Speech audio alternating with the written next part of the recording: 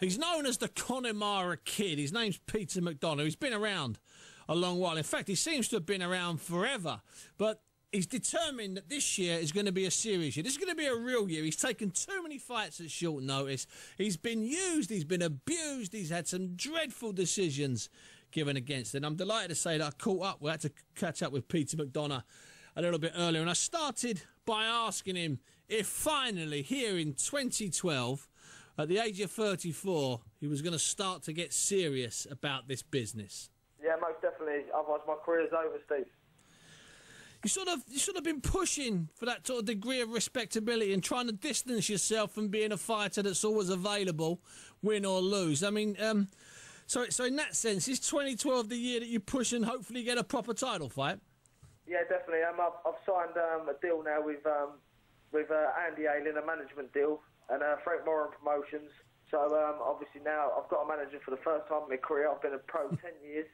So now it's time to, pick the fights and, get them titles and hopefully keep hold of them. So as the way it's been worked in the past, people have just called you up, like matchmakers have made direct contact with you or whoever was training you at the time, Pete? Yeah, just rung me up and said, you fancy fighting? But, as a fighter, Steve, you fight anybody. And in the past, I've just said, yeah, I'll take the fight. I took the fights at 2 days' notice, 3 days' notice, even 5 hours' notice I took a fight out, Yeah, because if you look at it, I mean, the raw stats, 17 wins, whatever, it's 22 defeats. But as you say, if you're taking those fights at 5 hours, 2 days or 3 days, and against big fighters, realistically, you're not expecting, or you haven't got any chance of winning those fights, have you?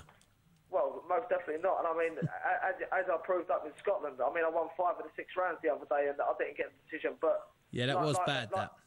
Yeah, like they say, I was in the opposite corner, so now I'll be in the home corner. I think I've boxed about 4 or 5 journeymen in my whole career. Do you know what I mean? Yeah. I've boxed all over the world. I've been everywhere. I've boxed European number ones. I've boxed the WBA number one, then Bernard Zamora, WBA number one challenger, and I beat him out in Italy, never got a decision. So are you absolutely determined this year that if Dean Powell, well, not Dean Powell, 'cause obviously he works with Frank, and now that you're with Andy, you're not going to be taking any of these short notice jobs, even if it's decent money, because that often's the case as well, isn't it? Yeah, let me tell you something. They offered me the fight just before Christmas. It was actually fair paying for big money. Okay. They offered me 4 days notice. The weight could have been done, and I could have had the fight, and I think I could have beat him, but I spoke to Andy, and he said, no, we're not having that fight.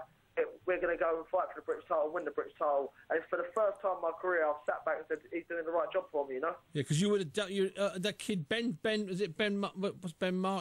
Murphy took it in the end, didn't he, at short notice, and was winning before he was stopped on his feet in about around 11th or 10th or something, wasn't he?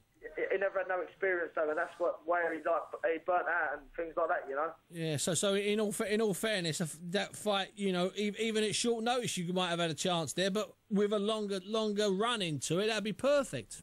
Definitely. I mean, I'll fight him tomorrow now. Like, give us the notice. We're fighting tomorrow. I'll fight any of them now as long as I've got the notice. I'm with Jimmy Tibbs is training me now, and he's brought my game on so much more, and I feel so much better in myself. And obviously, I'm still a big, strong light-welterweight, And is it going to be light-welterweight, but you're not going to just try and get down to lightweight or something, are you? Drain yourself? No. It's light-welterweight. I'm fighting tomorrow at 10 stone, mate. That's on the day, so that's really a welterweight. Yeah, of course. That's on the day, and it's a 6-rounder, so it's not, when it's a title fight, I've got a 10 or 12-round fight, I'll make light-welterweight easy. I ain't going to do lightweight. I mean, I'm big and strong at light-welterweight. I'm mature. I'm 34 years old now. But I feel the best I've ever felt in my career. And, I was a bit worried about age, like, say, I don't know how long ago, but I spoke to Joe Calzaghe a couple of weeks ago, and he said, listen, I peaked when I was 36 years old. Yeah. He said, you either get better or you get worse, and I believe I'm getting better. No, listen, I would argue you are getting better. I mean, that last fight up in Scotland, I was ringside, and that was against Macmillan, I think. I mean, you say you lost it by 1 point, but really, no disrespect to Gavin Macmillan, he tried his heart out, but you won that basically 5 rounds to 1 or 4 rounds to 2 at the worst, didn't you? To be absolutely straight. Again, Steve, I took the fight at 7 days' notice. Yeah. Right, I weighed 10 stone 5 the day before. He weighed 10 stone 11. That was a light middleweight against a light welterweight. But like I said to you, I've still got in there. I've got out. I've given him respect. But at the end of the day, I've gone up there. I was lighter than the kid. I've given away all the weight. I took the fight at 8 days' notice and beat him, and they still robbed me. It's not funny, but it is funny, Pete, isn't it? Really, in its kind of mad way. Pete, No, definitely. Yeah. I've learned a lot more.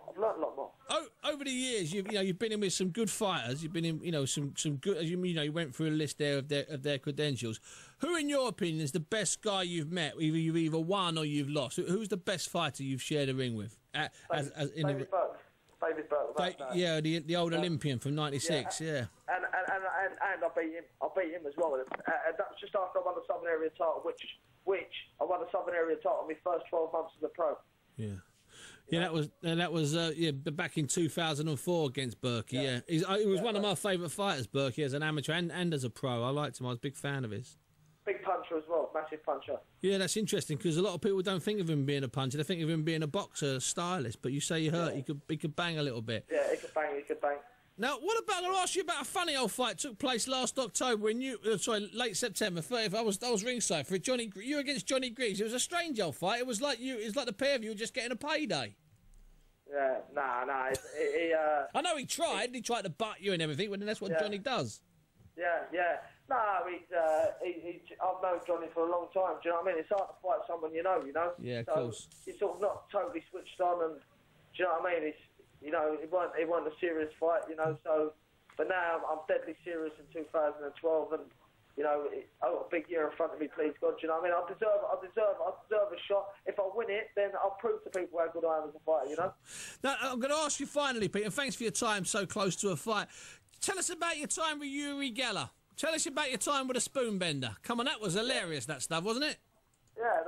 Definitely 100% when I fought Michael Gomez, and obviously when I fought Frankie Gavin, I used Uri Geller. But Uri Geller will be on board again. As soon as we get a big fight, we'll have Uri Geller back on board. He does a lot of mental strength work with me and all that sort of stuff, Have you actually seen him bend a spoon, by the way?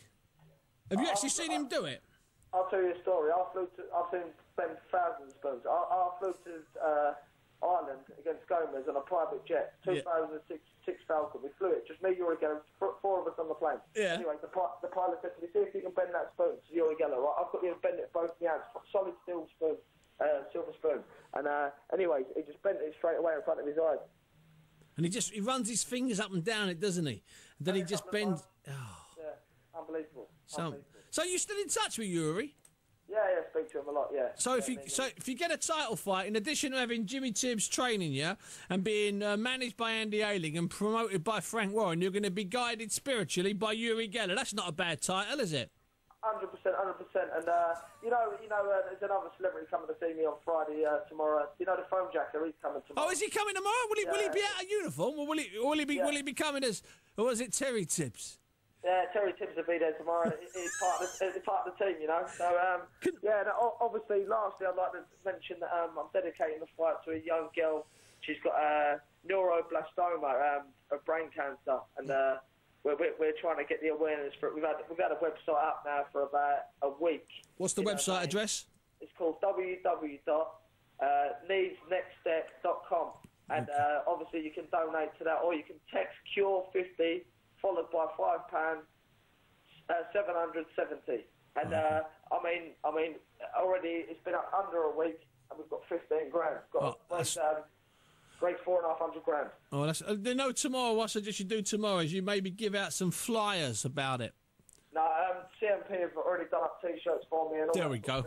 Brilliant. So for everyone, all the fans and that to wear. So. Well, listen, Peter, thanks for joining us. I'll see you at your call tomorrow for this fight. It's obviously you're part of the undercard of the Leon Williams against McPhilbin, top of the bill, British Cruiserweight.